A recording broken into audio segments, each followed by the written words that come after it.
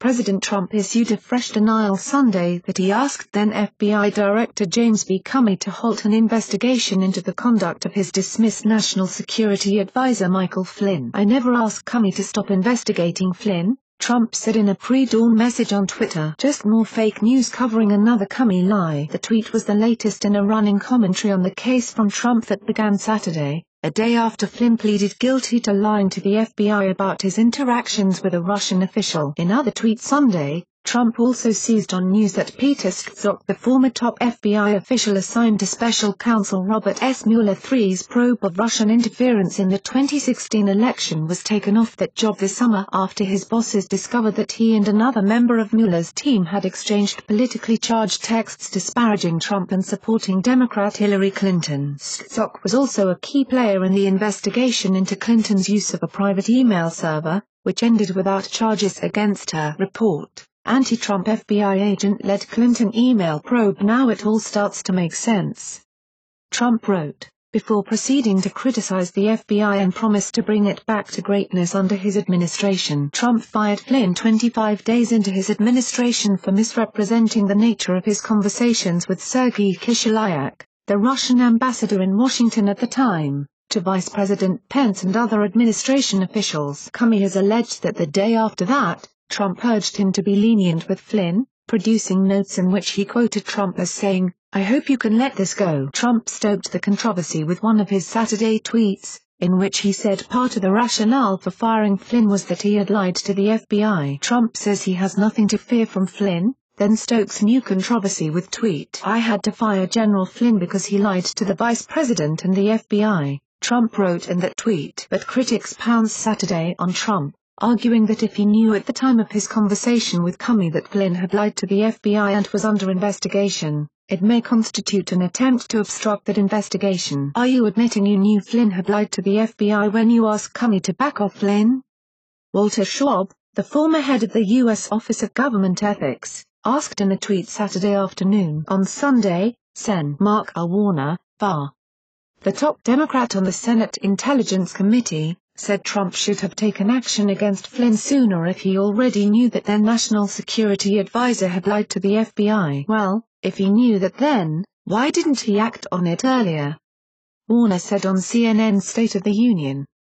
"It raises a whole series of additional questions." Warner also told CNN that Flynn being charged with only one count of lying to the FBI suggests that there are many more stories that General Flynn will have to tell about his time during the campaign and during the transition. Trump attorney John Dowd drafted the president's tweet, according to two people familiar with the message. If that is true, the tweet's authorship could diminish how significantly it communicates anything about when the president knew that Flynn had lied to the FBI. But it also raises questions about the public relations strategy of Trump's chief attorney. Two people close to the administration described the tweet simply as sloppy and unfortunate. As Flynn pleaded guilty Friday, he made clear that he is cooperating with Mueller as the latter probes Russian meddling in last year's election and possible collusion with the Trump campaign. Flynn's decision to cooperate with Mueller was widely seen as a sign of increasing legal peril for other White House aides and perhaps Trump himself, as the investigation has expanded beyond potential collusion with Russia to include obstruction of justice and financial crimes. The president continued tweeting about Flynn late Saturday. In one message,